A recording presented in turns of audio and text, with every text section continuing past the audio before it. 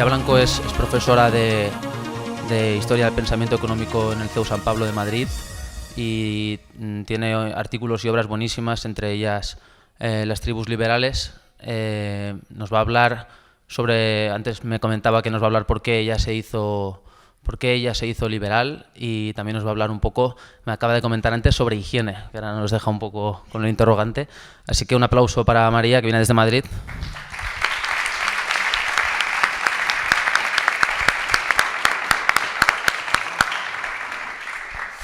Bueno, ante todo, muchísimas gracias a doña Pilar Pallarés. La verdad es que el sitio donde nos han recibido con tanto cariño y tanto calor no puede ser más bonito, ¿no? Y yo creo que la belleza es buena en sí mismo y es algo que hay que conservar. Y me parece además especialmente representativo si es un sitio donde desde 1814 se reúne la sociedad civil para defender unos principios con los que nos sentimos más o menos identificados, unos más, otros menos, pero donde la sociedad civil tiene su participación, ¿no? Quiero agradecer también al Club de los Viernes en general, María Jamardo, a Javier Jové, y en particular a este incipiente Club de los Viernes de Castellón, que cada vez va cogiendo más fuerza. Para mí, la verdad es que es la primera vez que salgo fuera de Madrid a dar una charla, o sea, que estoy aquí, mi primera vez, y es su primera vez también, así que estamos todos de inauguración. Y lo primero que quiero decir es que es muy bueno que existan instituciones y clubs y sociedades como el Club de los Viernes. Es muy necesario. Y yo pertenezco al Instituto Juan de Mariana, que es otro think tank diferente. Y creo que es muy bueno porque creo en la competencia de ideas y en la diversidad. Yo creo que cuando uno defiende los principios que cree que son los más acertados, tiene que exponerlos, tiene que someterlos al juicio genuino de los ciudadanos de a pie, que tiene su sabiduría, el sentido común de la gente, y que apuesta por tu idea o no apuesta por tu idea una vez que se la expones, ¿no? Es muy fácil hablar al espejo, es lo más sencillo del mundo, y decirse uno a sí mismo qué bien lo hago, qué bien hablo, qué buenas son mis ideas, y que las sostengan los demás con su dinero, con su apoyo. Lo complicado es salir a la calle, reunirse y, a no convencidos, explicar cuáles son tus principios, cuáles son tus fundamentos, cuáles son tus ideas, y que la gente de a pie te diga, pues sí, me parece bien o me parece mal, o algunas cosas sí y otras cosas no. Porque de esa discusión es de donde salen las acciones colectivas, las acciones de la gente demandando lo que le corresponde, ¿no? Y no mediante una acción coactiva, no mediante la coerción o la imposición, que te dicen lo que tienes que hacer, lo que no tienes que hacer, sino simplemente siguiendo el sentido común de la gente que trabaja honestamente y honradamente para alimentar a sus familias, como es la sociedad española a pesar de todo, ¿no? Aunque a veces no lo parezca. Por eso yo estoy aquí apostando por el Club de los Viernes y apostando por estas ideas, porque soy liberal. Y por eso creo en este tipo de iniciativas. Y soy liberal, y ahora viene la razón, por pura higiene, Y es una higiene enfocada en dos sentidos. Es una higiene moral y es una higiene económica. Higiene moral porque el liberalismo significa comprometerse uno consigo mismo y con su propia conciencia a no vivir a costa de los demás, como decía Ayn Rand, ¿no? A no vivir a costa del trabajo de los demás. Y uno, como decía antes, defiende sus ideas con su esfuerzo, con su tiempo, con su dedicación y, si quiere y puede, con su dinero. Y esa es la medida de cuánto vale lo que haces. ¿Vale tanto como para dedicarle tu tiempo? ¿Vale tanto como para dedicarle tu energía? ¿O somos todos estos iluminados con unas ideas fantásticas o con un proyecto fantástico, pero vamos a pedir una subvención al Estado para que me lo financien los españoles, el resto de los españoles?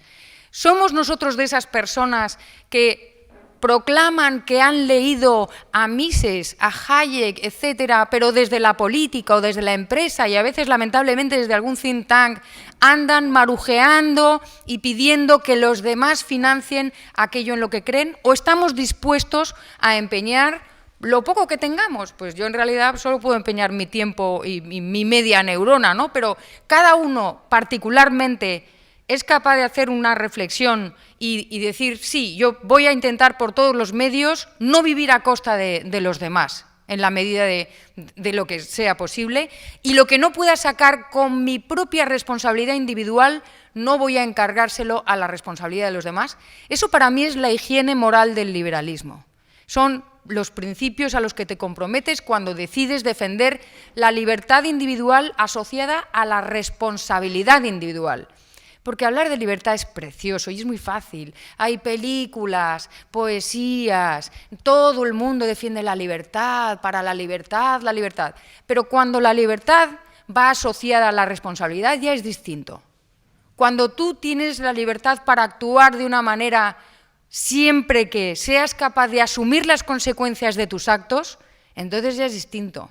Es como lo de tengo libertad para gastar tu dinero, no el mío, ¿no? Entonces, siempre que... o tu dinero no, que no tienes, Fernando. Entonces, es más complicado y es darle una vuelta de tuerca cuando, desde un punto de vista moral, decides ser libre y responsable. Defender la libertad individual para mí significa defender también mi propia capacidad para asumir la responsabilidad de mis hechos, ¿no? Las consecuencias de mis hechos. Y también significa hacerlo desde la humildad, sin decirle a los demás lo que tienen que hacer y sin recriminar al que no lo hace, porque no es fácil defender la libertad, es decir, no es nada cómodo. La libertad de verdad es una cosa bastante incómoda. No es fácil decir, monta tu empresa y no pidas subvenciones. Caray, es que nos fríen a impuestos, es que no somos muy competitivos, es que hay 4 empresas enormes que nos van a devorar, es que da miedo decidir cuándo te tienes que hacer cargo de las consecuencias y no todo el mundo está dispuesto.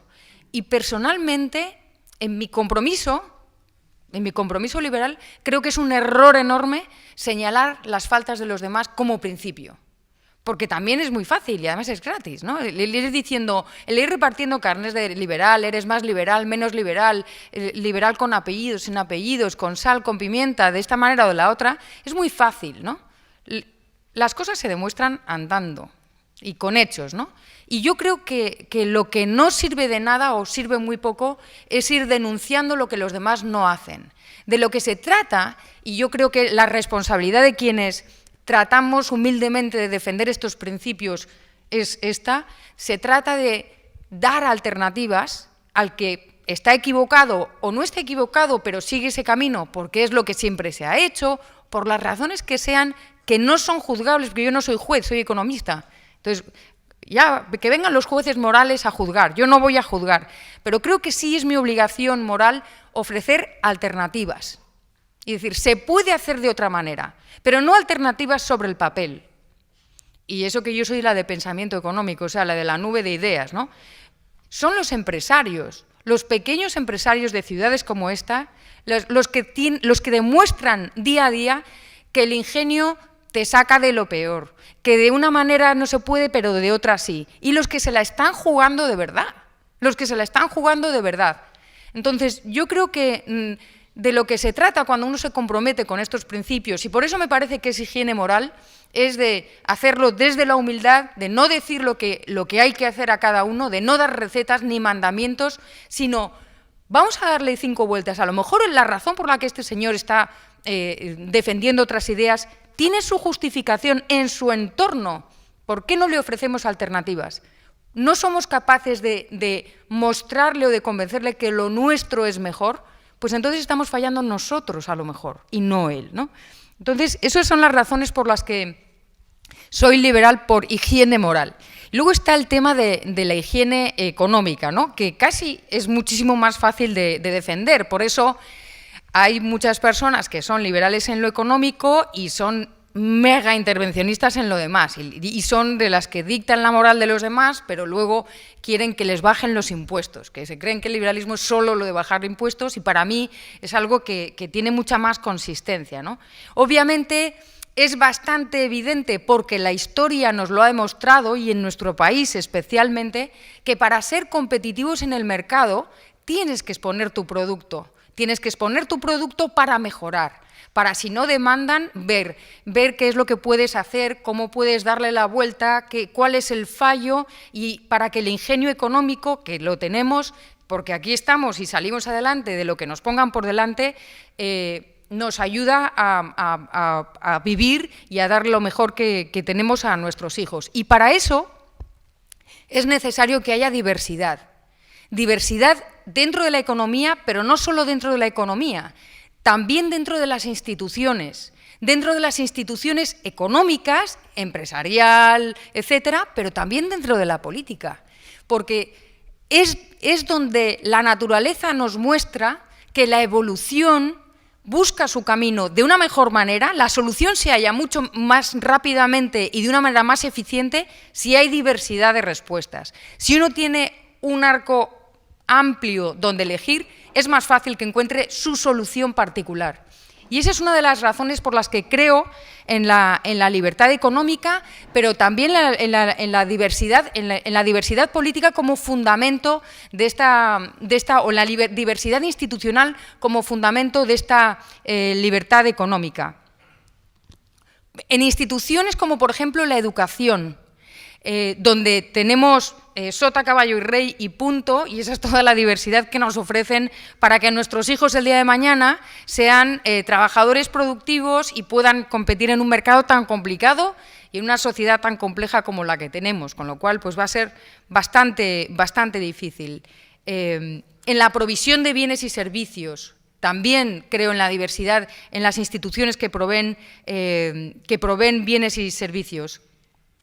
Y esta higiene moral y económica en la que creo, en la que me baso para defender o para explicaros, que con tanta amabilidad habéis venido a explicaros mis principios, está fundamentada en la historia. Pues soy economista, pero me dedico al pensamiento económico, a la historia del pensamiento económico y también a la historia de los hechos. Tengo toda la historia, ¿no? La de los hechos y la de las ideas. Y desde las dos historias creo que está fundamentado mis principios. En primer lugar, tenemos grandes pensadores, pues desde la Escuela de Salamanca, que para una escuela de pensamiento económico español que tenemos, yo creo que hasta poco hablamos de ella, desde la Escuela de Salamanca, pasando por Adam Smith, Frédéric Bastiat y, por supuesto, pensadores de la escuela austríaca, pues Mises, Hayek, etcétera, ¿no? Tantos que, bueno, pues la verdad es que nos sobra casi, ¿no?, fundamento filosófico. Yo estoy convencida, a pesar de esto, que no hace falta leer a ninguno de ellos. Y sé que se está grabando y ya me van a echar del país, pero me van a quitar el carnet de liberal. Esto va a ser terrible. No hace falta leerles para ser liberal. No hace falta leer a ningún filósofo para comprometerse, para sentir la rabia cuando ves gente que vive del esfuerzo de los demás, cuando ves abusos o cuando ves que te imponen un monopolio, que te imponen un oligopolio, cuando ves que hay un llamado capitalismo que no es real, que es capitalismo de amiguetes, que encima pervierten el concepto de mercado haciendo mal uso y compinchándose con el poder. Esa rabia que uno siente y ese compromiso con la responsabilidad individual no es privativo de aquellos quienes leen estos autores. No hace falta, hay un liberalismo espontáneo que yo creo que brota, ¿no? Y luego de repente, y eso está muy bien, les lees y dices, vaya, qué bonito lo dice, ¿no? Lo dice mucho más bonito de lo que yo lo pienso, pero ya lo tienes por dentro, ¿no? Y sobre todo creo que me avala la historia económica. Me avala la historia económica en un país como España, donde esta mañana, hace unas horas, estaba explicando la economía, la política económica de la autarquía.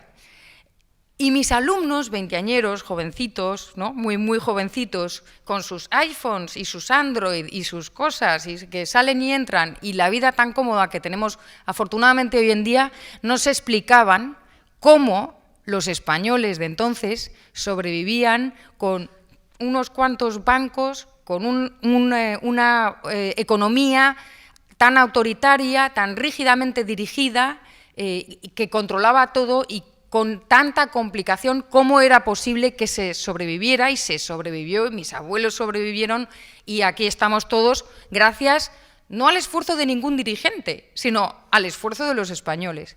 Los mismos alumnos me decían, ellos, después de explicarles pues que cuando murió Franco, pues entonces se firmaron los pactos de la Moncloa y se entró en la Unión Europea, etcétera, que en realidad ellos mismos sacaron la conclusión de que en realidad la entrada en la Comunidad Económica Europea y en Europa tampoco fue el monopolio o la heroicidad de ningún político, por más que estuvieran ahí. Fue el esfuerzo de los españoles, que nos tuvimos que tragar el que nuestras variables económicas estuvieran en consonancia o no. Al final, yo creo que la historia nos demuestra que la libertad económica es mejor para nosotros y para las futuras generaciones, pero sobre todo, mi idea, al explicar y al estudiar historia económica, es que la acción humana, colaborando unos con otros, asumiendo cada cual su responsabilidad individual, funciona en esta línea, en este camino, para promocionar valores y principios como los liberales en lugares como este, donde Pilar nos ha recordado que fue el primer centro donde la sociedad civil tuvo la oportunidad de reunirse, compartir y probablemente emprender acciones. Muchas gracias.